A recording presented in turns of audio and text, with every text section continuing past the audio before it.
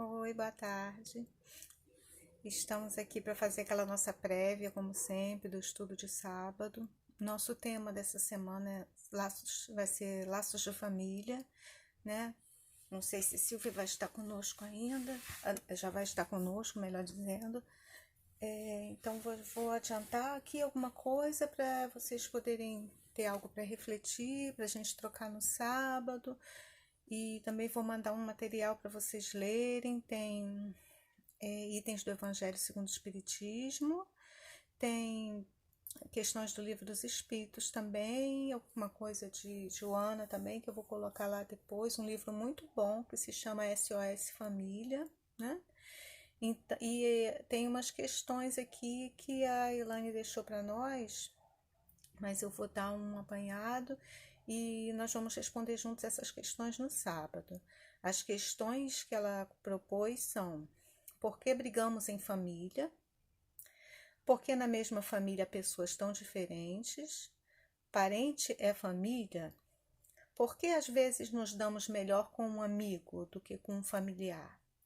Qual a obrigação que temos com a família? E como lidar com parentes difíceis? Então, nessa época de distanciamento social, em que estamos, os que não estão sozinhos no seu lar, né, que estão vivendo muito mais próximo da sua família do que de costume, né? Porque temos muitas ocupações, trabalhamos, estudamos, temos uma vida social. Então, a gente está passando exatamente por um momento intenso de convivência familiar, né? Ressalvando os que não estão com sua família em casa. Então, eu acho que é um tema útil, né? Que foi muito bom. Aliás, a gente tem, não por acaso, a gente tem tido temas muito bons que estão aqui, pelo menos para mim, né? Que também reflito com vocês, aprendo junto, estão ajudando nesse momento. Então, vamos dar um panorama aqui geral da família. Deixa eu pegar aqui umas anotações do que eu queria falar. Então, a gente já estudou que nas primeiras encarnações o espírito encarna, né, aqui num corpo físico, usa um corpo físico, né, para suas experiências materiais, e que são experiências assim muito simples, em que ele vai aprender sobre a sobrevivência, né, a proteger aquele núcleo dele. Então, as primeiras famílias, né, nas primeiras encarnações, quando acontecem, a gente nem sei se poderia chamar de família, mas essas uniões que acontecem, assim, quando o homem ainda é bem primitivo, acontecem para isso mesmo, né, para necessidade de se unir, para se proteger, né, que mais pessoas juntas, um protege o outro, né? A união nos fortalece, um ajudando o outro, né? E é para poder preservar a vida e a continuidade da espécie, né? Para que aquele grupamento continue existindo. E ali é um início, né? Um prelúdio do que vão ser no futuro as afeições familiares, né? Aquele cuidado ali na defesa dos que são submissos, né, ao que é o mais forte naquele grupamento, ou que dependem dele, que o cuidado que ele vai ter de proteger, de suprir, de dar, de trazer o alimento, né? Vão fazer aquilo ali mais à frente no tempo vão se tornar esses laços familiares, instinto de proteção dos pais em relação aos filhos, e que se inverte, né? O ideal é que se inverta quando os filhos crescem e os pais ficam mais velhos e passam eles, né, a partir de algum momento a serem independentes de nós, e nós que vamos ter esse desejo, essa vontade, se tudo estiver correndo bem, né, no grupamento familiar, né, nos sentimentos, na construção de proteger, de cuidar deles, como um dia cuidaram de nós, né? Então, esses primeiros grupos nascem assim, né, ainda aquele homem primitivo, né? Um para a caça, outro planta, outro cuida do que está em casa, dos menores, dos mais fracos, e são esses primeiros grupamentos que acontecem, que são as famílias que se tornam grupos maiores ou clãs, e, e até se formasse uma sociedade, né, a comunidade, e assim e assim começa a família, né? Aí a gente olha assim no passado tempo as várias tipos de família, né, que houveram, e hoje nós vemos assim várias configurações diferentes de famílias, né? Nós temos famílias em que há só um pai ou uma mãe ali, há famílias em que não há filhos, há famílias em que são homem com homem, mulher com mulher, homem e mulher. Todos são família e todos têm o mesmo objetivo. E qual seria esse objetivo? Aí eu anotei aqui, juntei algumas coisas que tem na codificação de como o Espiritismo vê a família. Então, ele fala assim, que a família é um instituto abençoado em que as criaturas humanas se reencontram com um programa de provas e expiações. Para nós, né, aqui na nossa condição evolutiva, nós nos encontramos e a família é esse grupo de espíritos que normalmente são necessitados, desajustados, em compromissos de reparação e evolução. Então, nós vemos, aí eu refleti sobre alguns exemplos aqui. Retornam ao mesmo lar não só os que se amam, né? A gente vai falar no sábado sobre a parentela corporal e a parentela espiritual. Então a gente imagina assim, eu pensava isso antigamente, que voltavam sempre assim os afins, né? Eu achava que era sempre assim os que se amavam e programavam de estar junto, e quando você vai observando, você vê que você vai crescendo, vai amadurecendo, você vê que não é só isso que acontece. Então retornam juntos não só os que se amam, que já construíram esses laços de amor, de afinidade, de carinho, né, de desejo de ajudar um ao outro a melhorar, mas também os que foram adversários no passado, os que causaram mal um ao outro, o que traiu e o que foi traído, o que abandonou e o que foi abandonado, o que perseguiu e foi perseguido. E por quê? Porque nessa reconfiguração de papéis aí, eles têm oportunidade de transformar. Porque a gente tem o quê? A misericórdia, que é o esquecimento do passado. Então a gente esquece o passado, como a gente já falou em outros estudos, mas a gente tem uma lembrança imperfeita dentro de nós. Essa lembrança a gente vê em quê? Nas nossas e também nas nossas repulsas instintivas ou nas naturais afinidades. Então, nós não temos pessoas que naturalmente a gente quer estar perto, que a gente conhece há pouco tempo e já se sente muita vontade com aquela pessoa, com muito carinho, com muita afinidade, com muita facilidade de trocar. E outras que são difíceis para nós, que se você pudesse, você não conviveria. Então, dentro da família acontece isso também. Você vê que são pessoas com quais temos laços consanguíneos e que nós nos sentimos muito à vontade, muito felizes, temos afinidade, temos prazer de estar perto. E tem outras que são difíceis, né? Que é um esforço estar com eles. Então, como a gente falou, não só os que se amam nascem no mesmo núcleo familiar, nascem também aqueles que tiveram todos esses nozinhos aí que a gente falou. Para quê? Para mudando a posição e nascendo dentro daquele núcleo, despertar ali o amor, a tolerância, né? E desfazer aqueles laços de ódio, de rivalidade, seja lá o que for.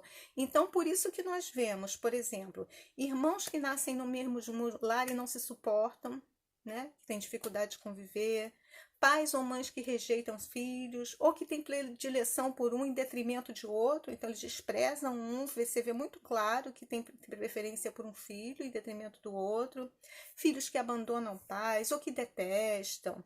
Então, eles receberam a oportunidade de estarem juntos para mudar essas situações. E a gente sabe que não é fácil, né? Todos nós, né? Eu acho que a maioria de nós, eu imagino, na situação que a gente se encontra aqui ainda, de provas, expiações, tem algum parente com quem a gente tem dificuldade, né? Que a gente precisa exercitar a tolerância, a paciência, que a gente precisa fazer uma prece, precisa calar, precisa pedir muito ajuda para conviver. São aprendizados que a gente está fazendo ali, porque se a gente lembrasse, acho que a gente ia voar em cima, né? Ou então ia ficar longe, não, né? Não vou ficar perto dessa pessoa, vou sair de dentro dessa casa. A gente só tem essa lembrança imperfeita que é esse sentimento, essa emoção que essa pessoa nos causa. Mas como a gente tem ali a ajuda do esquecimento, e não só a ajuda do esquecimento, mas a ajuda da família, né? Porque os pais têm essa função na vida do indivíduo. Então, o indivíduo reencarna esquecido do que houve ali entre aquelas figuras, né? A princípio, pai, mãe, filho, ou os irmãos, se já tem irmãos ali. E os pais, o que que vão fazer? Eles têm a obrigação de, à medida que a criança vai crescendo, durante a sua infância principalmente, que é um período em que os pais têm mais influência sobre a formação daquela pessoa, estimular o amor, a tolerância, a amizade, observar os defeitos, né, as desvirtudes, e ir corrigindo, né, sempre com amor, mas também com firmeza quando é necessário, com a reprimenda quando é necessário, para que no futuro ele tenha oportunidade de vivenciar coisas melhores, né, de ter uma experiência melhor e corrigir essas arestas que veio corrigir aí com esses entes queridos. Então a família tem esse papel que é muito importante, de dar essa base, é, pelo que os pais passam para o filho, ele vai receber exemplo, educação, né, como ele vai se conduzir no mundo, seus valores quais são, seus princípios, tudo isso a família dá, e tudo isso é a base que o indivíduo precisa para viver em sociedade, para evoluir, para crescer, para se tornar um ser humano adulto, útil, né, produtivo, feliz, dentro da condição de felicidade que é possível aqui. Então, a família tem um papel muito importante. Muitas pessoas falam que a família é uma instituição falida, que não há necessidade da família. Tem uma pergunta no Livro dos Espíritos, que eu não sei se vou achar agora, que se pergunta sobre é necessária a família? Justamente, até aqui. Pergunta assim a Kardec.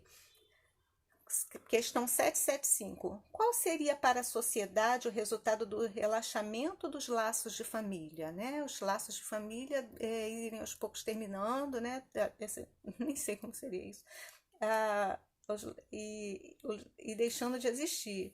E os espíritos respondem com uma frase pequenininha: uma recrudescência do egoísmo, quer dizer, uma renovação, uma ampliação com intensidade do egoísmo, porque se isolariam as pessoas, o isolamento é uma das coisas que impele ao egoísmo, né? Porque você é aqui no atrito, no contrato uns com os outros, que a gente vai aprender a conviver, né?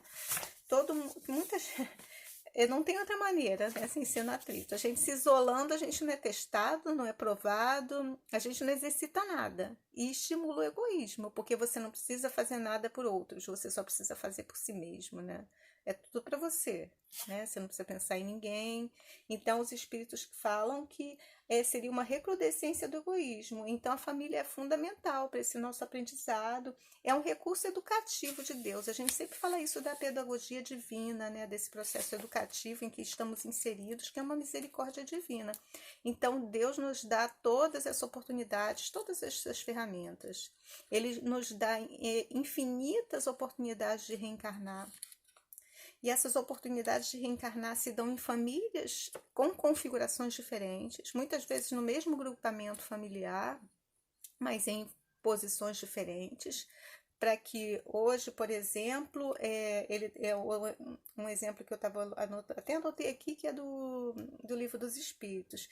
Então, o esposo que foi frio, que foi negligente, vai receber numa situação mais posterior aquela esposa sofrida como uma filha que hoje é ingrata, que tem raiva, que não respeita o pai, porque ela guarda nela ainda a dor daquela experiência anterior, da frieza daquele esposo com quem ela conviveu. E também a esposa que traiu, que abandonou, que causou sofrimento, vai receber no futuro aquele esposo tão sofrido como um filho difícil, que é rebelde, que é duro, que ela não consegue educar.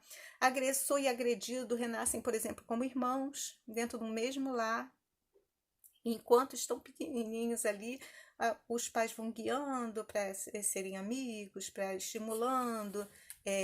barrando ali uma violência, uma agressividade, para que eles consigam vencer isso, né? E talvez, muitas às vezes, em uma vida só não é possível, é necessário mais de uma, configurações diferentes para que se vençam, quando são ódios muito endurecidos, animosidade muito grande ainda, mas um passinho que se dê na caminhada, em que em vez de odiar, passar a ser só alguém que você não ama, mas consegue tolerar, já é uma grande vitória. Quando Jesus nos aconselha a amar os nossos inimigos, a gente fica assustado. E a gente pensa assim, na mãe, no filho, nas pessoas que a gente mais ama na nossa vida, e você pensa assim, meu Deus, como é que eu vou amar meu inimigo? Mas não é dessa maneira que Jesus está falando.